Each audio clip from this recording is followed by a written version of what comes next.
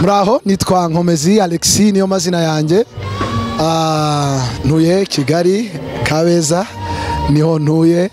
Dumusore sindubaka ariko ndateganya kurushinga vuba. Hanyuma ndashima Imana. Nzagerayo nzagerayo nzagerayo nzagerayo nzagerayo nzagerayo nzagerayo nzagerayo. Maze gukora indirimbo ebyiri muri studio nizo ziri hanze. Hari n'indi ya gatatu nakoze ubuvuma ndizera mu cyumweru kimwe cyangwa bibiri irabiri hanze. Ndumva ari ibyo. Murakoze.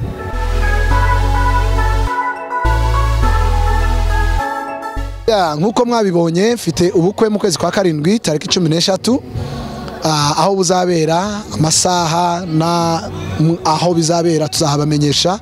Turiho turitegura kandi turasaba Imana ko ikomeza kudufasha ndetse namwe murushirizeho kudufasha no kutuba hafi. Ndumva tuzashima Imana.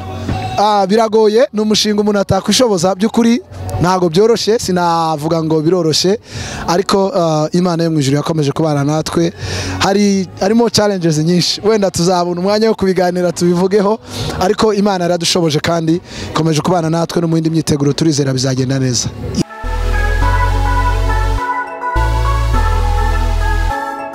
Gukora indirimbo ntabwo ari akazi koroshe nkuko mubibona. Iyo ubonye umuntu aririmba indirimbo ntabwo biba byoroshye, biba byaravuye kure. Harimo gusenga cyane, harimo ishurirwa, harimo n'Imana, biva ku Mana. Iyo utabishuriwe biragoye by'ukuri. Ni inspiration, ni ishurirwa niko nabivuga.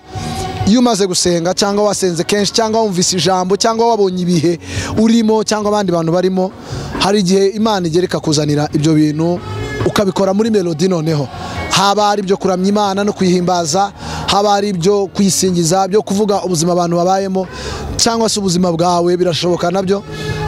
Biva ku Mana, nta muntu wabyizanira, ni Imana yonyine.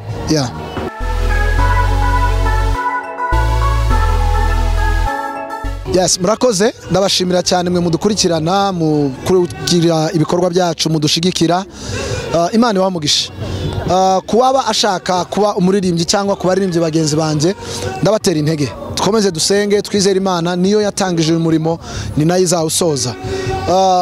Cyane dukore ama practice, turusheho umunsi kuwundi uko bukeye ko bwije, tubi practicing, hanyuma dusenge. Imana yo mu ijuru izakomeza kudushoboza, izaduha n'imbaraga ndetse n'amavuta n'umwuka wo kubikora neza, kuko twebwe ubwacu ntago twabyishoboza. Murakoze, muhabwe umugisha.